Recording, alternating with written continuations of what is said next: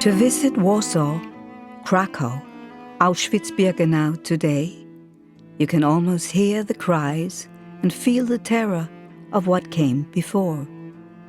The buildings, the rooms, the objects, the earth itself, the stones, the trees, the mass graves, and the ashes, all bore witness to the darkest period in our recent human history.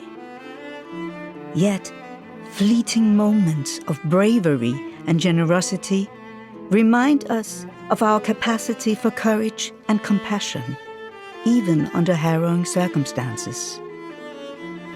What happened in Denmark in October of 1943, as told by Rabbi Bent Melcher, a young boy at the time, brings that to life.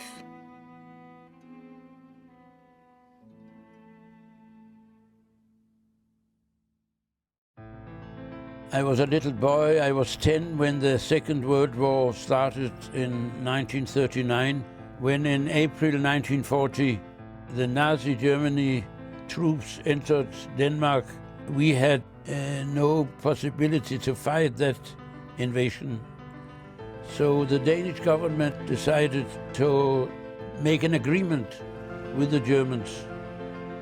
The Danish government developed an understanding with the German occupiers, one that allowed for the continuation of Danish civil government. One effect of the understanding was that Jews in Denmark were not singled out from the rest of the population. One of the conditions to have that agreement was that the Jewish population of Denmark should be regarded as normal citizens of the country, and there should be no specific laws about the Jews. And the Germans agreed to that condition. Services in the synagogue continued. We were told to have a low profile, not to make any noise. But this peace would not last forever. In the fall of 1943, the agreement between the Danish government and the Germans collapsed. And that meant that the Germans could now do with the Danish Jews as they had done with Jews in all the other European countries they had conquered. And they didn't lose time. The Gestapo, the German police, had come to Copenhagen, and their plan was to arrest us and to deport us to the concentration camps. There were among the Germans people who were against the whole action and went to Danish politicians and gave away details of the whole raid, which was supposed to be taken on the night after Rosh Hashanah, the Jewish New Year, where they supposed that the Jews would be at home. Suddenly, the Jews of Denmark has something that so few others in Europe had. Time. 48 hours. But what to do with them? My father was a rabbi, and he was one of the leaders that got the warning.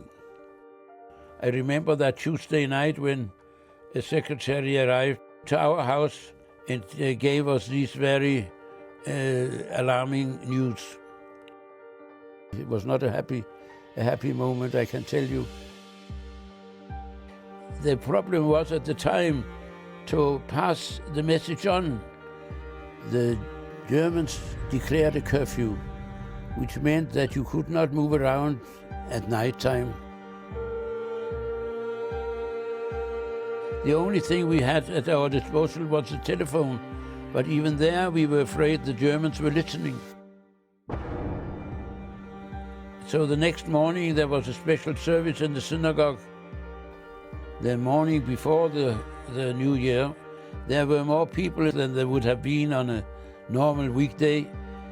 And my father had to stop the very long service and tell the people that they had to change their prayers. My father's message was short and clear. Number one, don't be at home on Friday night. Number two, pass the message on. And those, 80, 90 people that were in the synagogue, they went out and they started to let the snowball roll. I was a boy of 14 and I couldn't understand that we had to leave home. I didn't know what it meant to go into hiding. The fact that you shut the door and you don't know when you come back was a very strong impression upon my very young heart. Almost overnight, 7,000 Danish Jews had to abandon home and disappear into their communities. Nothing had been prepared. How should we go into hiding? How do you disappear without falling into the hands of the Germans? It was a real grassroots movement that everybody knew some non-Jews whom they could contact and whom they could trust. The Danish families that hid their Jewish neighbors were taking a tremendous risk. If you helped a Jew to hide and to escape, you could risk that the soldiers would shoot you on the spot. And the final solution for my parents was to go to a priest that lived around 90 kilometers outside Copenhagen. My father had only seen him once when my father was a guest speaker at his school. We thought that a priest knows his community, so he could place one of us with one family and another with another. But the priest insisted that we should all stay with him. And you have to understand that the priest was a stranger to us. But that he should open his house in the way he did was something extraordinary. We were invited to stay with him until the end of the war, but that was just a dream. With thousands of Jews hiding in Denmark, secrets were difficult to keep, and everyone was in danger.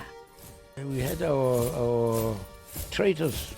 You never knew whether the person you were talking to would give away what you told him.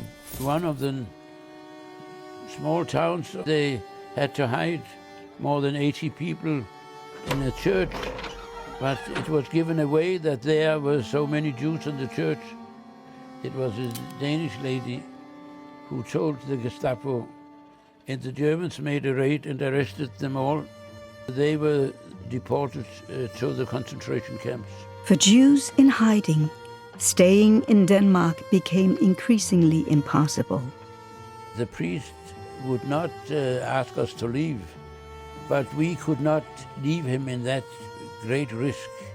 So we had to make a decision. My parents had to make a decision, and the decision was to go on. There was, however, one option, a country not so far away where Jews might be safe. Denmark is very close to Sweden, and Sweden was still a neutral country. And Sweden had, in fact, invited us. So if we could go over the waters that divided Denmark from Sweden, then we would be safe. But it was not so easy to go to Sweden. We went south. We were received again by a bishop, actually. He had 60 Jews in his house and put himself and his wife into real great danger. But he was a very courageous man. Following the short stay with the bishop, the group would begin its risky passage by sea. In the evening, all the cabs of that little town where we were turned up and took us to the coast and went on board of a fisher boat. It was not a pleasant tour. Nobody promised us that, but there were no compartments. We were lying where normally the fish was lying, on the bottom of the boat. And the Baltic Sea is quite a sea. So it was quite natural, I would say, that some of the people on the boat were seasick. The time felt so long. I prayed to God that he should shorten this trial, that it was I never spoke to my parents about it, but it must have been terrible for them. They were responsible for 4 children. Must have been a terrible thing. But it took about 7.5 hours, and there was actually land, and there was a lighthouse. I prayed actually to the Almighty that the light from the lighthouse should see us. God did not hear that prayer, and thanks God for that, because when it actually started getting light, it got light on the wrong side. And what does that mean, that it got light on the wrong side? Well, we knew that Sweden was east of Denmark, and we knew that normally the sun would rise in the east.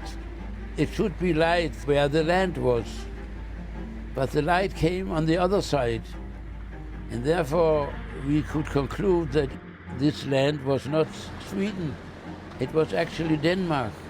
And the fisherman, so he did not know how to navigate, and he had gone in a circle and was back more or less at the spot where we started out. But he was not a traitor, he was afraid himself. Running low on fuel, having lost the cover of darkness, the group set out to sea again. So we actually took way according to where the sun was. Well, we had already gone all the way once. Now we should go at the second time, and he didn't have all that much fuel on his boat. There was really many chances that I should have ended my life on the bottom of that sea. Yet, as the hours passed, the boats continued without being captured. Then suddenly, they saw something on the horizon which they would never forget. On that morning, there was a little boy, Per Arne Persson was his name. He had his 6th birthday on the 9th of October 1943. And he had received a ball as a birthday gift, and he played with that ball at the beach. And he saw far out in the sea a little boat. So he ran into his father and told him, there's a boat out there. They came out and welcomed us to Sweden, and that was one of the very happy moments of my long life. And I have actually kept contact to the family Persson. The boy of 6, in the meantime, passed away, but he reached the age of 80, and I have visited him many times. He lived to the end of his life in the very same house where we were received in those days. All told, over 7,000 Danish Jews reached safety in Sweden. We were very well treated in Sweden, let me underline that. And we organized ourselves. We created a Danish school, and I actually continued my school education. But of course, the longing for going back home was great. When you arrive as a refugee, you are just nothing. You have no background. You might be a professor in something. Who cares? You are a refugee, so you are not. You're nobody. I'm in solidarity with the refugee because I had been through it myself. Denmark was liberated May 5th, 1945. The refugees could finally return home. Many of the Jews in Denmark who had been captured and sent to the camps also returned and were welcomed back to their country. You sometimes have dreams, and under rare circumstances, dreams come through. We not only came back to Denmark, but we came back to our own place and to our own belongings. And you cannot describe the kind of feeling that fills you at that time. Tens of millions of voices were lost in the 1940s due to hate and destruction. Some were saved thanks to the audacity of compassion and courage. Today, as the generations shift, it is up to us to make sure these voices continue to echo. From the rescue in 1943 to the return in 1945 of Jews from Sweden and those who returned from the concentration camp, Danes protected their vulnerable countrymen. Thanks to their valor, we have voices in the void. And there was a time when I thought this story has been told enough and there's no reason to repeat it. But I have realized, and it is important, to keep the story alive. When the Danes decided to be loyal to their Jewish citizens, they saved the vast majority of the Danish Jews. This was a popular movement. This was not directed by anybody, and everybody was somehow in it. And we are grateful to the people that helped us and put their lives into danger. I think the moral is that you should follow your conscience. If you feel that there is something to do, don't say, well, let others, but do it yourself. Make the difference.